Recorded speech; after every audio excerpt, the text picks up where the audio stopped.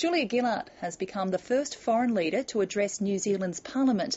The Prime Minister's in Wellington for talks with her counterpart John Key.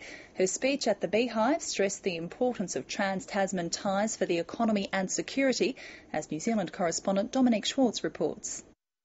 Few nations offer such a formidable welcome. This morning here in Wellington, an ancient Maori ceremony ushered in the first foreign leader to address the New Zealand Parliament. Julia Gillard embraced the Indigenous culture upon arrival, before receiving the more traditional honour guard in the shadow of the nation's Parliament.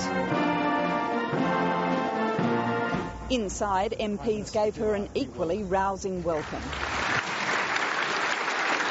The visiting Prime Minister used the speech to promote the lasting friendship between the two neighbours, and both leaders have vowed to re-establish more regular engagement. I accept your welcome to this historic chamber as a profound tribute to the friendship between our nations and our people.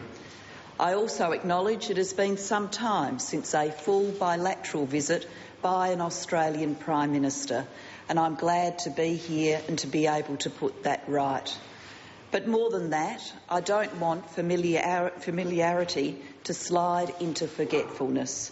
I therefore announce that Mr Key and I have agreed to restore the pattern of regular prime ministerial exchanges that we have had in the past. Despite the goodwill, there was still a hint of the usual trans-Tasman rivalry. New Zealanders like the All Blacks to win, but we especially like it when we beat the Wallabies.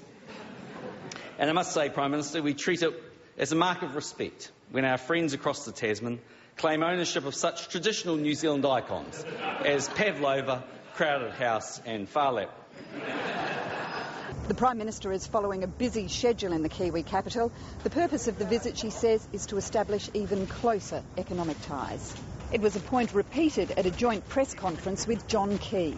Enabling freer and freer investments in each other's countries will simply mean more prosperity and more jobs for both the people of New Zealand and the people of Australia. After attending an official lunch and then laying a wreath in the Anzac tradition at the War Memorial, Julia Gillard will return to Australia this evening.